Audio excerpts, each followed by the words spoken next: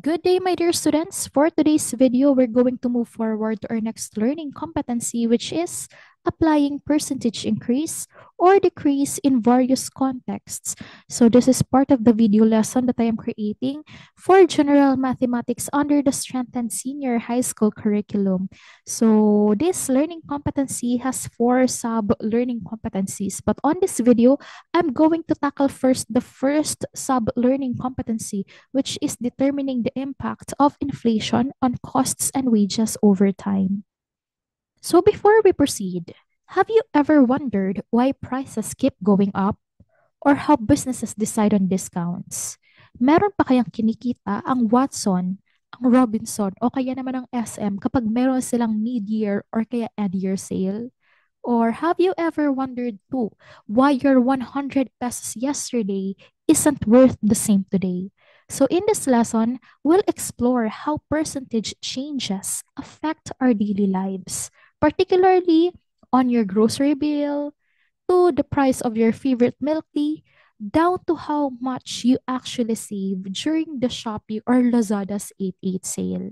Our target is that at the end of this lesson, you, my dear students, should be able to apply a percentage increase or decrease in various contexts, such as determining the impact of inflation on cost and wages over time, calculating percentage markups and discounts, calculating the value added tax or the VAT, and calculating profit or loss in both absolute and percentage terms. Okay, so in this lesson, we're going to focus on the idea of percentage change. So when we say percentage change, it can be either increase or percentage decrease. So kung maaalala po natin, ako naaalala ko, elementary po ako noon. Noong yung tricycle fare po namin or yung pamasahin namin sa tricycle is 5 pesos lang for the first 2 kilometers. Ngayon po na teacher na ako, may trabaho na si ma'am, so, naging 13 pesos na po siya for the first 2 kilometers. So, kung makikita nyo, marami pong mga bagay-bagay ang nag increase ng value over the period of time. Pero hindi lang yon, meron din namang nagde-decrease. For example, kayo po, kung bumili po kayo ng iPhone noong 2012 na halaga na 50,000 pesos, ngayon po, pag ibinenta nyo siya, pwede po siya magkahalaga na lang ng 35,000 pesos because the value of that gadget decreases because of the emergence of the new technology. Okay, so hindi po lahat ng gamit ay nag increase. May mga gamit din po na nagdi-decrease ng value. Yun po yung pag-aaralan natin dito po sa lesson nating ito. Okay, so percentage change tells us how much bigger or smaller a value becomes compared to where it started. So katulad nga po ng example ko kanina, yung tricycle fare ko po or yung pamasahe namin dito sa probinsya at saka yung cellphone, nagkakaroon po ng pagbabago. Ang tawag po natin doon is percentage change. Okay, saan to ginagamit? It is used in analyzing prices, income, expenses, and other numerical data in real-life situations like shopping, business, or personal finance. Okay, so ginagamit po siya primarily for decision making. So ano po yung formula natin? We have the percentage change is equal to the new value minus the original value all over the original value multiplied by 100%. Okay, so paano ba natin ini-interpret ang percentage increase or decrease? Paano natin malalaman kung ang percentage ba is a percentage increase or a percentage decrease? Okay, makikita niyo po yan, my dear students, doon po sa sign ng percentage. So kapag si percentage ay naka-positive, meaning to say po, the value went up, nag-increase si value, and that is a percentage increase. Okay, kapag si percentage naman po is negative ang symbol, that means that the value went down. At yan po ay percentage decrease. So saan to primarily nakikita? Primarily nakikita ito sa stock markets. So this is a screenshot of the PSEI on July 28, 2025. So ano po ba ang PSE? Ang PSE po ay Philippine Stock Exchange. Kung tutuusin, ito po ay isang stock markets. At katulad po sa isang market, dito po nakikita si buyer, si seller, at yung mga kumpanya. So bakit po may mga kumpanya? Itong mga kumpanyang ito, they need money for expansion. However, wala naman po silang kaagad-agad na pera para po mag-expand. Halimbawa, may project sila or kaya gusto nilang mag-build ng another branch. So, kailangan nila ng pera.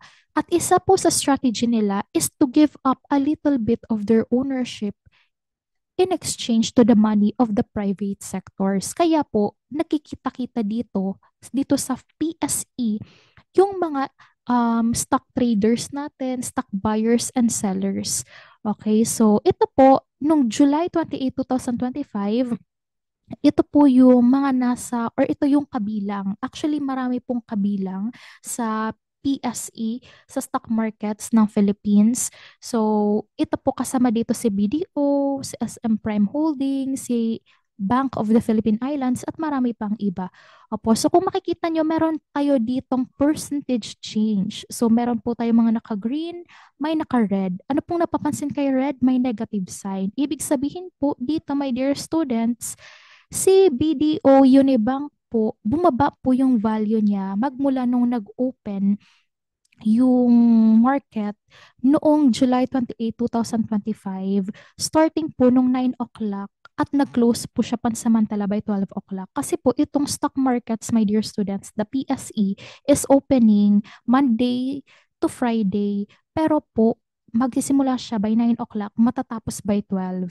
Pero mag-reopen uli siya by 1 o'clock, matatapos po by 3 o'clock in the afternoon. Okay, so kung ano po yung close na value, yun na po yung growth ng value ng per stock or share. Opo, yung stock or share, my dear students, yun po yung ownership. Opo, halimbawa, for example, you are owning 33% of, for example, Ayala Lands Corporation. So, ibig sabihin po, meron kang 33% of ownership sa Ayala Lands. Opo, yun po yung interpretation natin when we say stocks.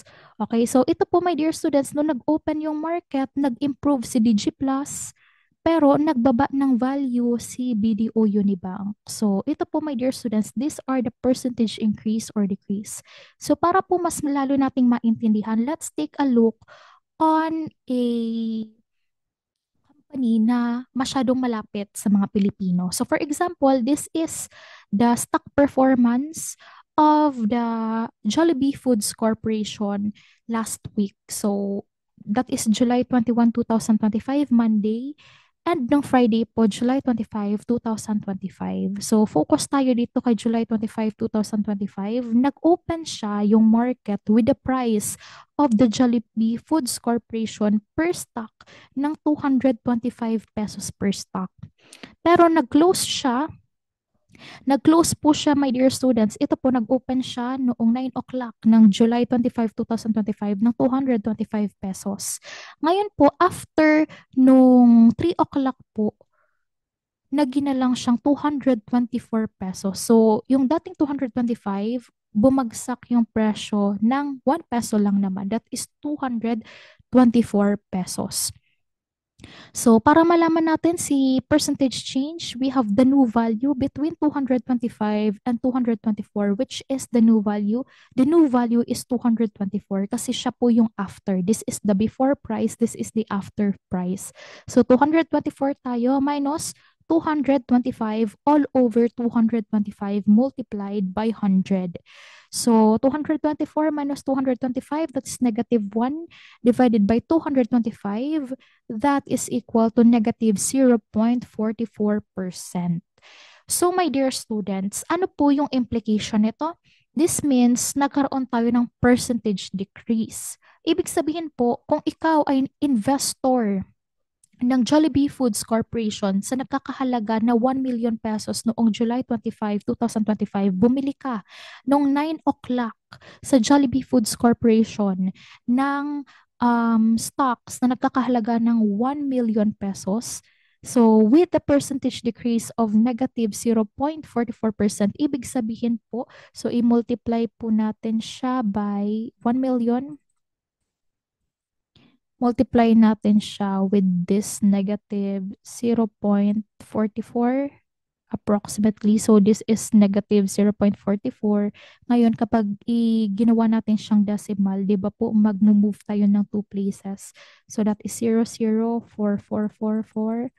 So, that is equal to ay kabawasan doon sa original price mo na 1 million na 4,444. So, i-add nga po natin sa 1 million para malaman natin kung ano na yung new value ng 1 million natin when we invested it to Jollibee Foods Corporation on July 25, 2025 lang ha. So, si dati mong 1 million, ngayon nagkakahalaga na lang ng 995,555.56 approximately. So, that is a percentage decrease. Kasi po, nag-start ka by 1 million, after a day, naging na lang siyang 995,555.56. Nagets po ba kung anong ibig sabihin ng percentage decrease? Okay, so ito po kasing stock markets masyado itong malayo sa atin primarily because we are not stocks investors pa naman. Kasi wala pa naman tayong milyon. Okay, so dun tayo sa alam natin na relatable sa atin. So for example, we have here, noong 2012, naalala ko kapag sumasama po akong mamalengke, yung pinakamagandang bigas na is nagkakahalaga ng 37 pesos. Pero ngayong 2025, yung the same quality ng bigas na yun, nagkakahalaga na ngayon ng 50 pesos. Okay, so tingnan natin if this is a percentage increase or percentage decrease. So we have here the new value. Between the two, which is the new value, we have the 50 as the new value. So 50 tayo minus 37, that is the before price, all over 37 multiplied by 100. So that is 13 over 37 multiplied by 100 is equal to 35.14%. Now, my dear students, kung makikita nyo, di ba, kanina, doon po sa stock markets natin or doon sa Jollibee Foods Corporation, meron tayong negative percentage. Dito po, wala tayong percent. Ibig sabihin po, pag wala pong symbol or walang sign sa unahan ng number, this goes to show that this is a positive number. Opo, so we have here the positive 35.14%. And since that is positive, that is a percentage increase. Ibig sabihin po, meron tayong increase on the value of rice. Opo, si dating 37 noong 2012, ngayong 2025 is 50 pesos na. By the way po, this is well-milled rice. Opo, ibig sabihin yung magandang klase na. Opo, ito yung maputi. Opo, at yung mga hindi maliliit. Opo, yung mga butil. Kasi may mga butil na maliliit, di ba? So, itong well-milled, ito yung magandang klase. So, in order for us to fully understand, let us have this example. Problem number 1, a notebook cost 25 last school year. This school year, the price went down to 22 pesos. So what is the percentage of change? So we have here the percentage change is equal to, so the new value here minus the original value.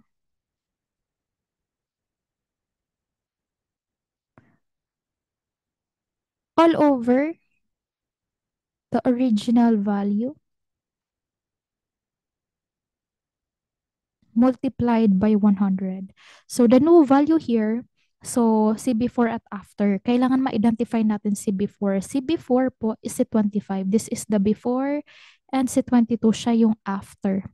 Okay, so si new natin, this is 22 minus the original value of 25 all over 25 multiplied by 100. So this is equal to 22 minus 25, that is negative 3 over 25 multiplied by 100. So that is equal to, so we have negative 3 divided by 25. So that is equal to negative 12. So negative 12 tayo, i-multiply natin by 100. So that is equal to negative 12%. So meaning to say the percentage change is negative 12. This is negative 12%. So ibig sabihin po, pwede natin siyang ma-answer or masagot itong tanong na ito that the percentage change or that the percentage of change is negative 12%. So, was it a price increase or a price decrease? So, pwede nating masagot that this is it's a price decrease. So, at the local market, the price of dressed chicken was 180 pesos per kilo. Due to the market supply, the price is now 192 per kilo. So, what is the percentage of change? And was it a price increase or a price decrease? So, again, this is percentage change is equal to the new value minus the original value all over the original value multiplied by 100. Okay, so see before and after natin. See before natin, my dear students, is 180. This is the before. At ngayon, 192 na siya. So this is the after. So my dear students, anong ibig sabihin natin ng dressed chicken? When we say dressed chicken, ito yung chicken na wala ng balahibo. Okay, so si dressed chicken natin, yung new value niya is 192 minus 180 all over 180. Multiply natin by 100. So this is equal to 192 minus 180, that is 12.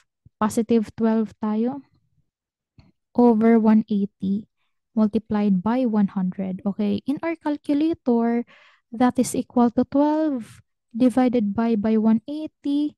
So multiply natin by 100. So that is equal to 6.67 approximately. So, ibig sabihin, we have a positive here, no? Kanina may negative 12. Ito po, walang negative. Positive 6.67%. So, paano po natin siya ngayon sasagutin? Erase lang po natin ito.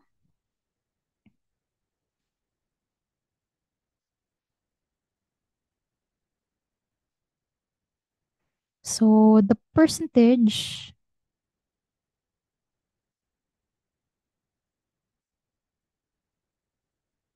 change is 6.67%. So, was it a price increase or a price decrease? So, it's a price increase this time. Okay, nagigets na po ba? So, simple lang naman po yung formula natin. So, kailangan lang po natin i-identify si new value at si original value. Now, my dear students, whenever there is a price increase and this increase is happening on the general goods, we call that the inflation. Inflation refers to the sustained rise in the overall cost of goods and services, which gradually weakens consumers' ability to purchase the same quantity with the same amount of money.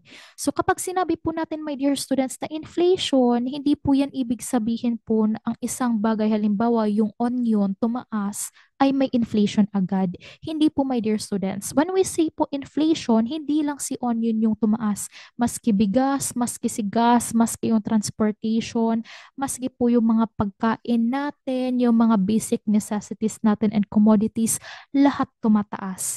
At kapag po tumataas ang presyo ng bilihin, kailangan sumasabay din po yung ating income. Bakit po? Kailangan may kakayahan tayong bilhin yung mga prices na yun. Kaya nga 'di ba nakalagay dito, which gradually weakens consumers' ability to purchase. Kasi po, my dear students, kapag yung sahod natin nag-stay the same, pero yung mga ano natin, binibili natin is nag increase ng price, mawawalan tayo ng kakayahan na bilhin yung mga pangangailangan natin. So ano yung epekto nun? Sa isang normal na mamamayang Pilipino, kung meron lang naman tayong sapat na kinikita sa ibinibili natin dati, ang pagtaas po ng presyong ibig sabihin niya ay kagutuman, opo, sa ating mga mamamayan. Opo, kaya pinag-aaralan natin ito kasi kailangan po alam natin, aware tayo na kapag tumataas ang presyo, dapat tumataas din yung kita natin. So for example, kung hindi na po naayon sa inflation, pwede po tayo mag-strategize. Opo, kaya nga yung iba, di ba po doon sa first video lessons natin, na ano natin na may mga freelancers po, opo, na hindi lang sila employed sa isang kumpanya, employed sila sa tatlo o mahigit pang kumpanya para lang makuha nila yung amount na kailangan ng family nila. Okay? So, my dear students, it is important to take note that price increase is not necessarily inflation always. Bakit po? There are several reasons kung bakit nagkakaroon ng price increase na hindi naman technically inflation. So, for example, there is the supply and demand shift. So, for example, yun nga pong onion, nagmahal. So, hindi ibig sabihin nagmahal yung onion, lahat na ng bilihin magmamahal. Hindi po. Baka nagmahal lang yung onion, kasi po, kulang yung supply. Di ba gano'n naman po, di ba talaga sa market? Kapag kulang yung supply dahil may kakulangan, masyado siyang mahal. Opo. So, yun po my dear students, kapag kulang yung supply at mataas yung demand, pwede pong mahalan ng mga nagbebenta. Opo. So, yun. Isa yun sa reason ng price increase na not necessarily inflation. So, meron din naman na mga nag increase because it is season. Halimbawa, si Christmas tree, nung Christmas season, nag-increase ng price. So, hindi naman po ibig sabihin na si Christmas tree nag-increase ng price, yung mga ibang commodities na basic necessities magtataas na rin ng price. Opo. So baka lang kaya tumaas si Christmas tree kasi nagkataon na Christmas season. Ganon din po sa medals nga. For example, kapag graduation season, mataas yung medal pero hindi naman ibig sabihin na nagtaas yung medal, magtataas ng presyo ng bigas, magtataas ng presyo ng asukal at iba pa. Okay, so meron din po tayo na nagtataas ng increase dahil merong bagong government policy. For example, the taxation. Okay, I remembered po, if I am not mistaken, year 2016.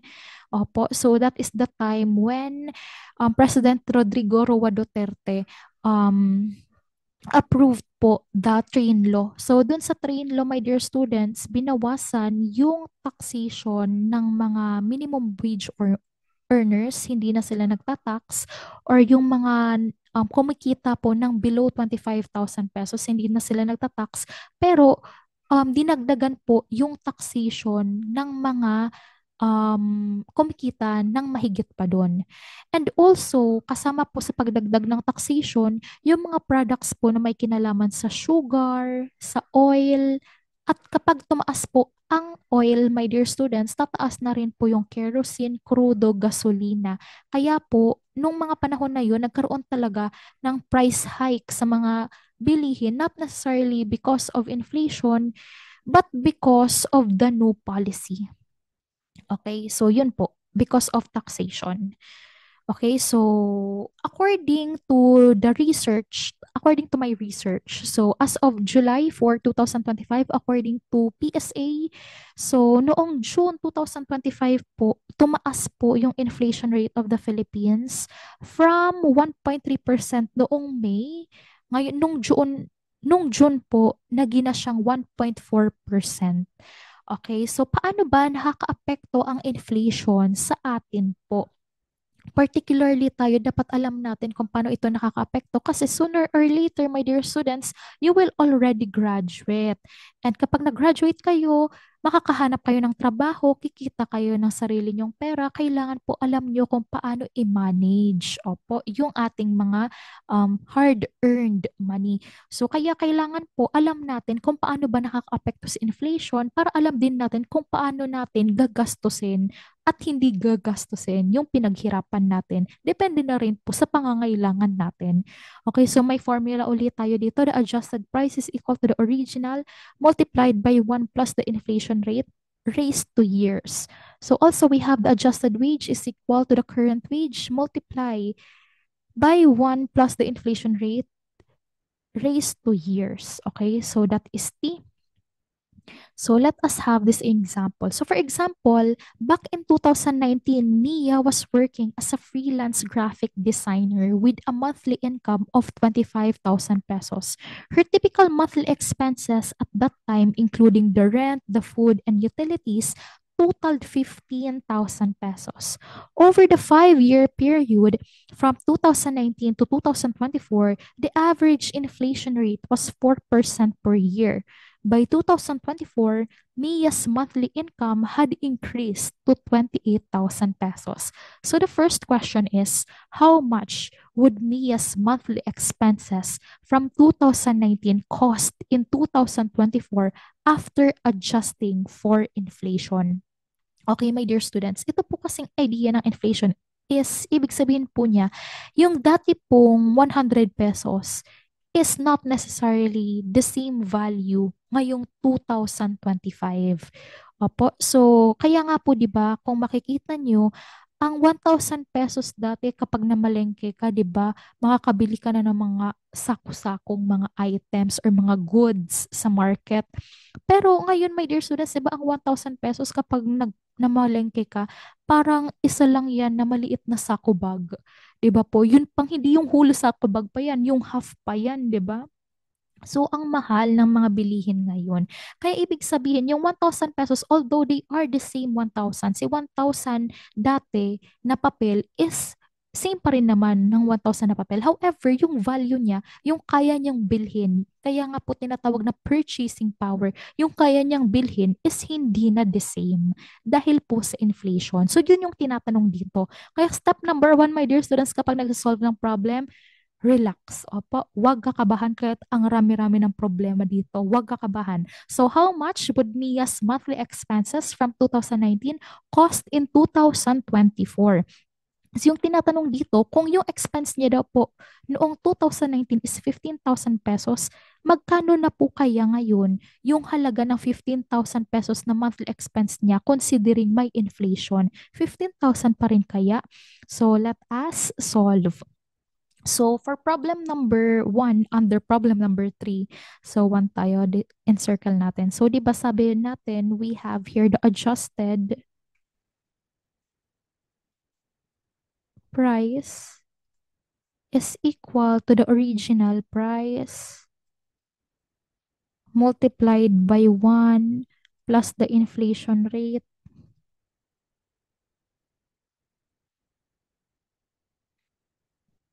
raised to the years. Number of years. So, si adjusted price natin, the original price of the expense. Opo, so meron tayo ditong tatlong pesos. So, we have the 25 pesos or 25,000 pesos. We have the 15,000 pesos and also we have the 28,000 pesos. Okay, question. Alin dito sa tatlo yung gagamitin natin as the original price? Ang tinatanong sa atin, monthly expense. Alin po dito sa tatlo ang monthly expense? Si 25, 15, or 28? So my dear students, this is the 15 kasi nakalagay dito, her typical monthly expenses at that time, including the rent, food, and utilities, totaled 15,000 pesos.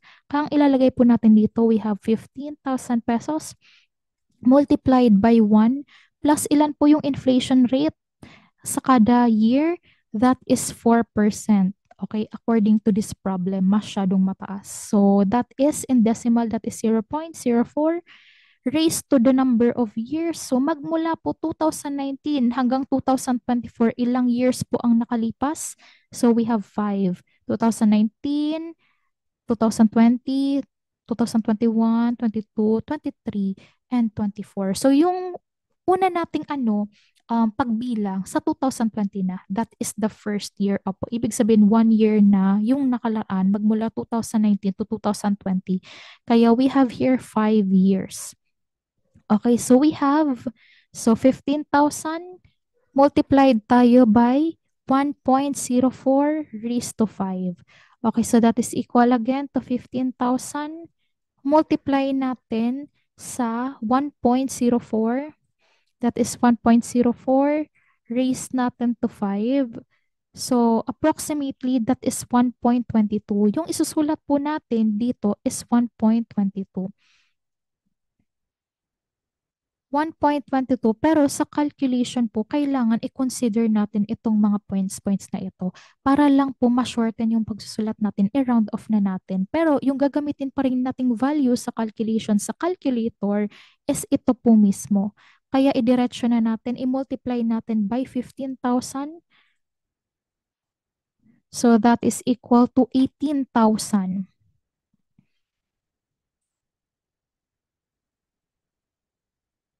So that is equal to 18,249.79 pesos. So this is the adjusted price due to the inflation. Okay, my dear students. So because of inflation,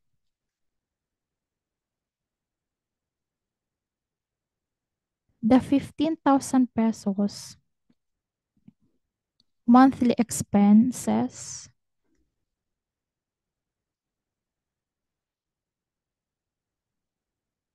of Mia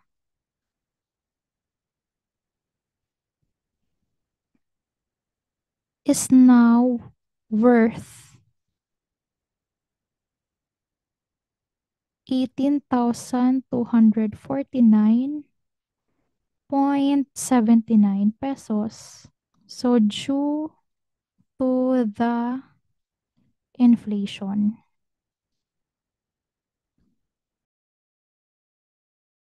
Okay, how about for the second question? For the second question, what should Mia's salary be in 2024 to maintain the same buying power she had back in 2019? Okay, so for question number 2, ang gagamitin naman natin dito is the adjusted wage. Is equal to the current wage. So, multiply natin by 1 plus the inflation rate, IR na lang tayo, raised to the number of years.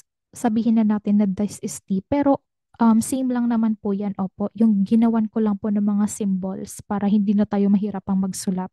So, the current wage of Mia as of 2019 is how much? So, that is 25,000 pesos. So we have 25,000 pesos here. Multiply natin by 1 plus the inflation rate of 0.04 raised to the number of years. Magmula 2019 to 2024, that is 5 years. So this is equal again to 25,000 pesos. Multiply natin by 1.04 raised to 5. So in our calculators again, that is 1.04 raised to 5. Again, that is 1.22 approximately. Isusulat natin as 1.22 pero po yung calculation natin should include all of the decimal para dire-diretso, para whole talaga or eksaktong-eksakto yung makukuha natin. So, multiply natin siya by 25,000 pesos. So, that is equal to 30,416.32 pesos. So, again, that is 30,416.32 pesos. So this is, my dear students, is the adjusted wage. Ibig sabihin po, in order for Mia to maintain the same buying power way back 2019, kailangan po, kung dati sumasahod siya ng 25, dapat ngayon 30,416.32. O halimbawa, kung dati nakakapag-cup noodles siya, para makapag-cup noodles pa rin siya ngayon, kailangan po meron siyang 30,416.32 pesos. To maintain Mia's buying power, she had back in 2019, her salary must be 30,416.32. Okay? For number 3, did Mia's salary increase enough to keep up with inflation? So, di ba po, yung dapat na wage, I mean, yung dapat na salary ni Mia should be 30,416.32. Pero, noong 2024, ilan po yung income niya? That is only 28,000 pesos. So meaning to say, my dear students, hindi nakakip up yung salary increase ni Mia. So ano po yung dapat maging desisyon ni Mia? Kung kayo po si Mia, ano yung gagawin nyo? So pwede kayong magkaroon ng mga side hustles o kaya naman po babaan yung expenses. Opo. Kasi 15,000 pesos, kung included yung rent, food, utilities, kung lagi ka ngayon, for example, nag-aircon, so pwede nating irregular yung aircon consumption. Opo. So dito, kapag alam natin ito, yung idea of inflation, malalaman natin kung sapat ba yung pera natin sa mga ginagastos natin. So pwede natin dito for number 3, pwede nating sabihin na no, Mia's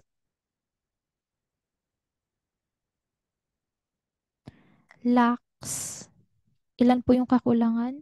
So, if this is 30,416 minus yung ngayon niya pong sinasahod, 28,000 pesos, lacks 2,416.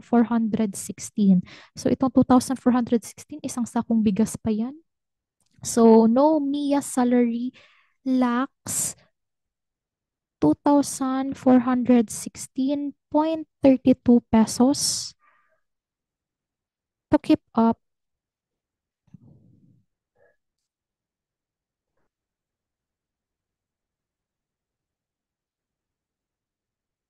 with the inflation.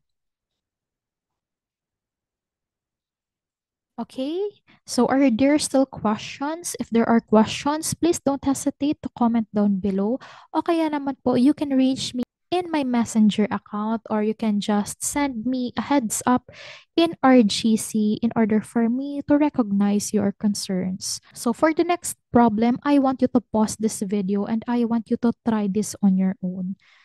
Okay, so sana po na-pause na, sana po na-try na. For problem number 4, in 2020, Ana deposited 50,000 pesos into a savings account that earned an annual interest rate of 0.0625% compounded yearly.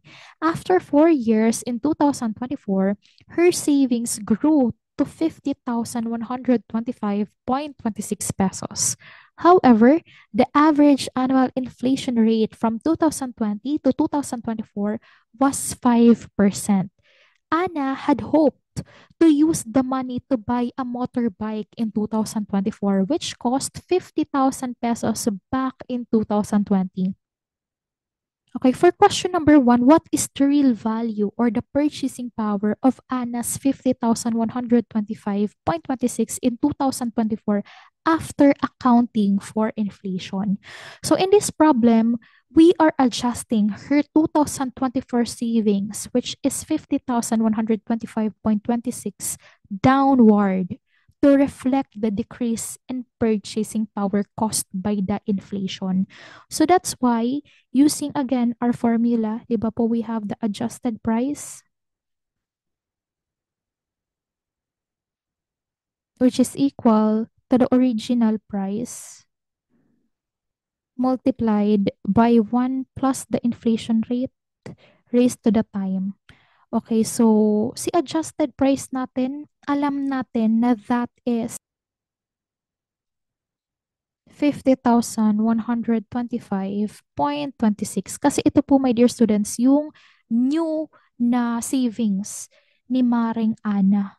Kasi po, di ba ipinasok niya sa deposit account or sa regular savings account. Ang pinapahanap sa atin is yung original price. Opo, si original price niya in accordance to the inflation rate. Opo. So ito po kasi adjusted price na siya kasi meron ng karagdagan. Opo. Yung kumbaga, meron na kasi siyang increase sa savings. Multiplied by 1 plus 0.05 raised to, so from 2020 to 2024, that is 4 years. Opo.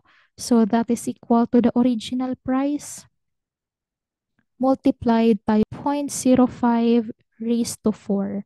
Opo, so this is again 50,125.26. So we need to adjust downward para makita natin kung ano ba talaga yung value ni 50,125.26 ngayon na when adjusted to 2024 because of the inflation rate. Opo, so divide both sides natin by 1.05 raised to 4, 1.05 raised to 4. So cancel natin. So that is equal to the original price is equal to 50,125.26 all over 1.05 raised to 4. In our calculator, that is equal to 50,125.26 divided by 1.05 raised to 4. So that is equal to 41,238.18. So, ibig sabihin po, because of the inflation, kung tutuusin, yung value po ng money niya is hindi nakakip up with the inflation.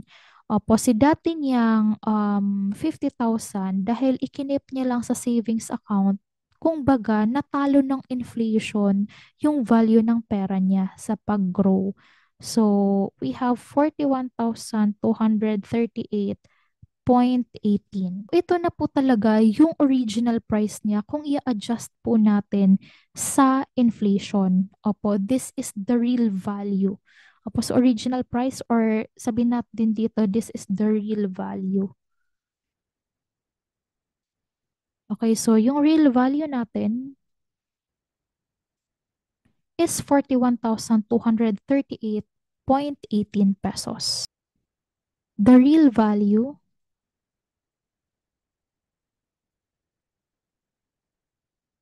of Anas 50,125.26 in 2024 after accounting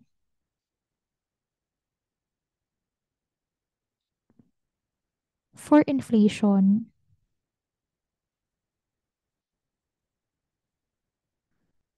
is 41,238.18.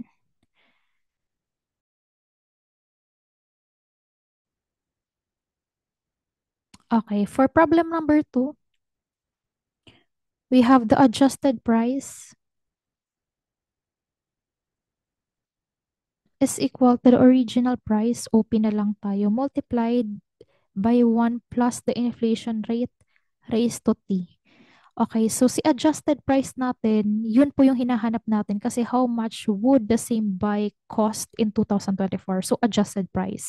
Dito, yung ginamit natin na adjusted price is because ito na yung new price kasi um, nagkaroon po siya ng savings account. Ibig sabihin po, may growth na rin kahit pa paano si 15K.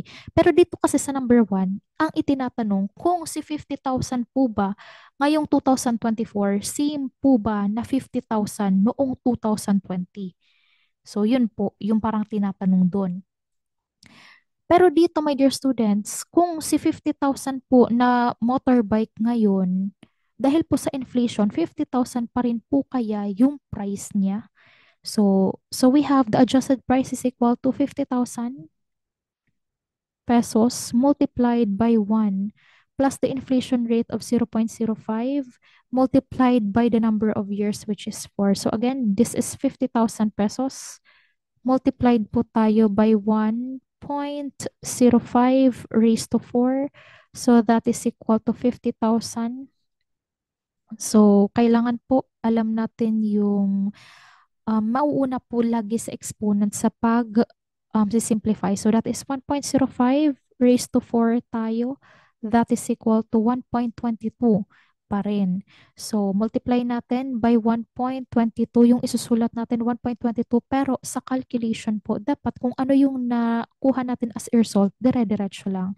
So multiply tayo by 50,000 pesos as the price of the bike. So that is 60 pesos. Si dating 50,000 pesos na bike, ngayon pong 2024, this cost na 60,775.32 pesos. So this is the adjusted price.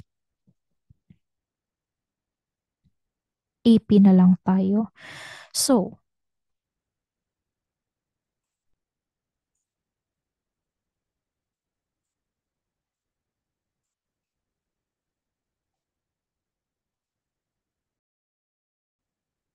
okay, so pwede natin sagutin that the motorbike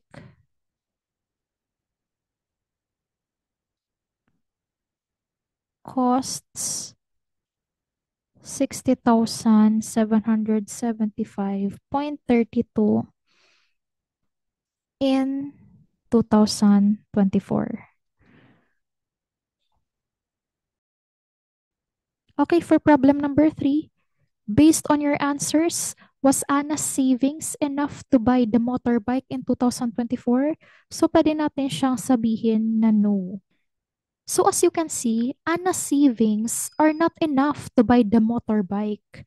So kahit pa naman po tumaas yung pera niya or yung value ng pera niya kasi inilagay niya ito sa savings account, still it didn't grow fast enough to keep up with the inflation. So pwede nating sabihin na no, it does not or it didn't grow enough to keep up with the inflation. Bakit po? Dapat po 60,000 pesos eh. Pero ilan lang yung pera niya? 50,125.26. So, ilan po yung kakulangan? So, approximately that is 10,000. Nasa 10,000 pa yung kakulangan niya. So, the purchasing power of her money decreased and she falls short by 10,000 approximately. So, ano po yung justification dito? Ibig sabihin po, even with interest, her money lost the real value over time because of inflation, and the inflation grew faster than the interest rate on her savings. That's why, my dear students, it is also important that whenever you are interested in doing investment, kailangan po mas mataas dapat yung interest rate kaysa kay inflation rate. Why, my dear students? Kasi matatalo at matatalo rin naman kayo kapag mas mataas yung inflation rate kaysa kay interest rate. For example here, interest rate natin is 0.0625%. That is the interest rate for the regular savings account in the Philippines. So, ilan po, my dear students, yung inflation rate natin? This is only hypothetical, ha? So, 5%. So, mas mataas si inflation rate kaysa kay interest rate natin. That's why hindi nag-grow yung money niya in accordance to the inflation.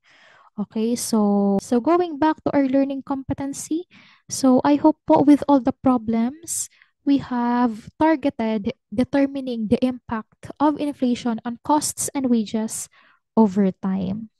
So that's it for today, my dear students. If you still have questions, please don't hesitate to comment down below. If you find this video helpful, please like and subscribe to my YouTube channel. So I'll see you in my next video. Goodbye po!